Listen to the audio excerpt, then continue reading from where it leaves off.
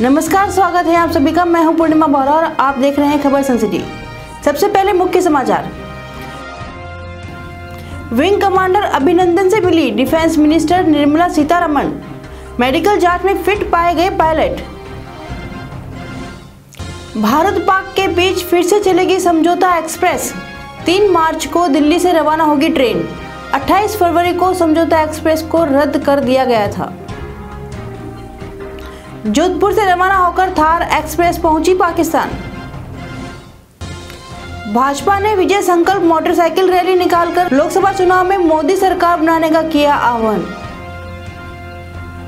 Canada में नौकरी लगाने का झांसा देकर 2 लाख की ठगी। विज्ञापन देखकर किया था संपर्क। यूथ कांग्रेस की बैठक हुई आयोजित। प्लेबैक सिंगर जुबिल नौटियाल आज जोधपुर पहुंचे।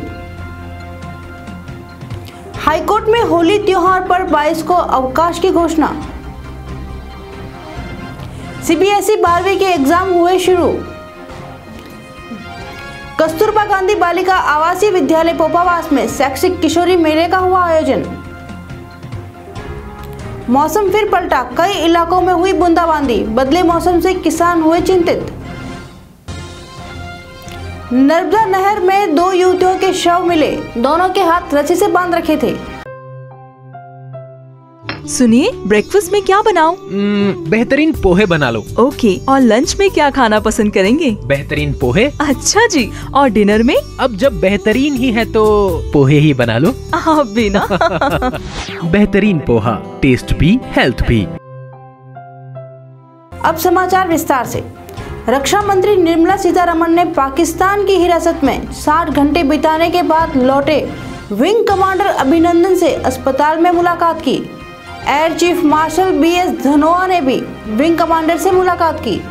डिफेंस मिनिस्टर ने आज शनिवार की दोपहर दिल्ली स्थित सेना के रिसर्च एंड रेफरल हॉस्पिटल पहुंचकर अभिनंदन का हालचाल पूछा। सूत्रों के मुताबिक एयर चीफ धनोआ ने अलग से उनसे बात की। माना जा रहा है कि इस दौरान विंग कमांडर्स ने पाकिस्तान की हिरासत में बिताए गए वक्त के बारे में जानकारी दी। पाकिस्तान की हिरासत से शुक्रवार रात लौटने के बाद अभिनंदन का मेडिकल चेकअप किया गया। मेडिकल चेकअप में उन्हें पूरी तरह फिट पाया गया। भारत और पाकिस्तान को जोड़ने वाली समझौता एक्सप्रेस एक बार फिर शुरू होगी। पिछले दिनों दोनों देशों के बीच बढ़ते तनाव के चलते इस ट्रेन को दोनों तरफ से रद्द कर दिया गया था। अब रविवार को ये ट्रेन पुरानी दिल्ली स्टेशन से फिर रवाना होगी। 28 फरवरी को समझौता एक्सप्रेस के रद्द होने के बाद खबर आई थी कि लाहौर रेलवे स्टेशन पर 35 भारतीय फंसे हुए हैं। इन भारतीयों में ज्यादातर का वीजा खत्म होने वाला था। गौरतलब है कि समझौता एक्सप्रेस सप्ताह में केवल 2 दिन ही चलाई जाती है। अब ये ट्रेन 3 मार्च को पाकिस्तान से एक बार फिर भारत के लिए रवाना की जाएगी। पाकिस्तान व भारत के बीच तनाव के बीच जोधपुर से रवाना हुई थार एक्सप्रेस शनिवार दोपहर यात्रियों को लेकर पाकिस्तान सीमा पहुंच गई। शुक्रवार शाम को जोधपुर के भगत की कोठी रेलवे स्टेशन से 256 यात्रियों को लेकर रवाना हुई थी। मुनाबाव खोखरापार सीमा से 0 लाइन पर थार एक्सप्रेस के गुजरने के दौरान बीएसएफ और पाक रेंजर्स के बीच हमेशा की तरह गर्मजोशी नहीं थी। 0 लाइन से मुनाबाव रेलवे स्टेशन तक इस बार बीएसएफ की ओर से सुरक्षा बंदोबस्त काफी किए गए थे। बहू, हमारे जमाने में तो हम खुद चुन चुन कर गेहूं लाते थे और साफ करके पिसवाते थे। आज के जमाने में ऐसी शुद्धता कहाँ। आजकल की बहुओं को देखो, पैकेट खोलो और आटा तैयार।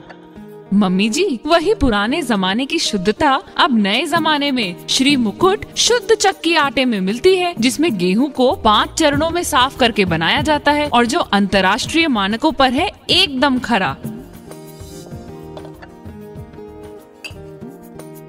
श्री मुकुट आटा, मैदा, सूजी, दलिया व नमक, जो है हर गृहिणी की पहली पसंद। भारतीय जनता पार्टी के राष्ट्रव्यापी कार्यक्रम के तहत आज शनिवार को विजय संकल्प मोटरसाइकिल रैली निकाली गई। यह बाइक रैली जोधपुर शहर के तीनों विधानसभा क्षेत्र में गई, जहां कई स्थानों पर उसका स्वागत किया गया। इस दौरान भाजपा कार्यकर्ता ने मोदी जिंदाबाद, मोदी है तो मुमकिन है के नारे भी लगाए और एक बार फिर से लोकसभा चुनाव में मोदी सरकार बनाने का आह्वान किया।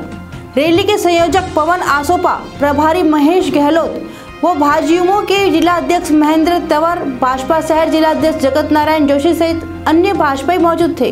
महारैली का आयोजन किया जा रहा है जो आने वाले चुनाव के लिए जो भारतीय जनता पार्टी ने प्रोग्राम बनाए थे उन प्रोग्रामों की लगभग ये अंतिम कड़ी है।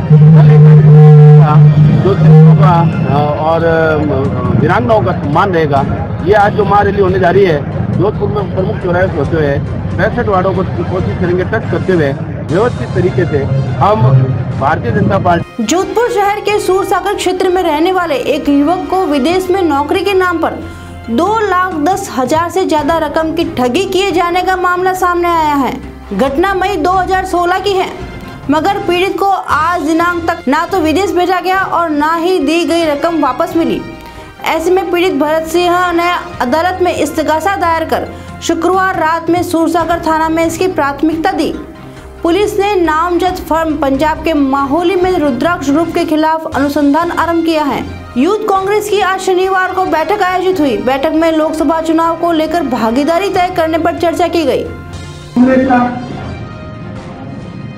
कांग्रेस में इस बार 10 सीट में से 7 सीट कांग्रेस के फेवर में अपनी नजर का कारण है 5 साल कांग्रेस के हमारे राष्ट्रीय कोऑर्डिनेटर अल्पेश पुरोहित प्रधान है, तो उनके अध्यक्षता में आज मीटिंग हो रही है और यूथ कांग्रेस की, जिसमें आगामी लोकसभा चुनाव में यूथ कांग्रेस की भागीदारी कैसे तय करेगी।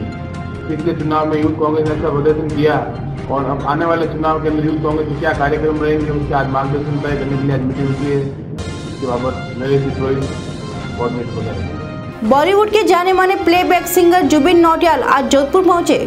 आज शनिवार को वीकेंड पर जेट एयरवेज की उड़ान से वे जोधपुर पहुंचे।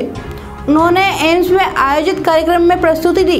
राजस्थान हाईकोर्ट के रजिस्ट्रार प्रशासन अनूप कुमार सक्सेना द्वारा जारी अधिसूचना के अनुसार मार्च माह में होली के त्योहार पर पूर्व में घोषित अवकाश में अब 22 मार्च का अवकाश भी रहेगा। इसके स्थान पर अप्रैल माह के चौथे शनिवार 27 अप्रैल को कार्य दिवस रहेगा। इंग्लिश के पेपर के साथ ही शनिवार को सीबीएसई के 12वीं क्लास के मेन सब्जेक्ट के एग्जाम शुरू हो गए।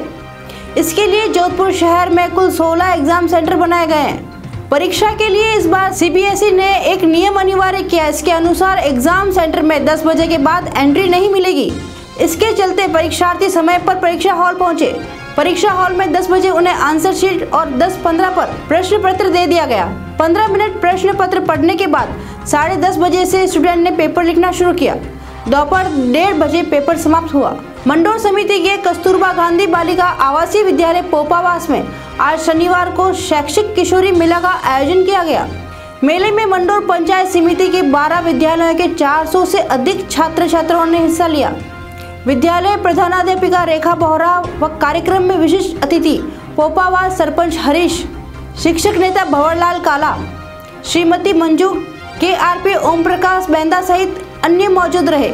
सुबह 10 बजे आरंभ हुआ मेला शाम 4 बजे तक जारी रहा। मेले में मीनाक्षी, सुनीता, रामेश्वरी, बिंदु, गुलशन आदि ने सहयोग किया। पश्चिमी राजस्थान से विदा हो रही सर्दी एक बार फिर लौट आई है। पश्चिमी राजस्थान में सक्रिय चक्रवाती तंत्र के असर से मौसम ने पलटा खाया और कई इलाके में बौछारें गिरी। आज शनिवार सुबह से कई बार रुक रुक कर बूंदाबांदी हुई, जिससे यहाँ एक बार फिर सर्दी बढ़ गई है। बूंदाबांदी के कारण दिन भर आसमान में बादल छाए रहे। जालोर जिले के साचौर क्षेत्र से गुजरने वाली नर्मदा नहर में आज शनिवार सुबह 2 लड़कियों के शव मिले।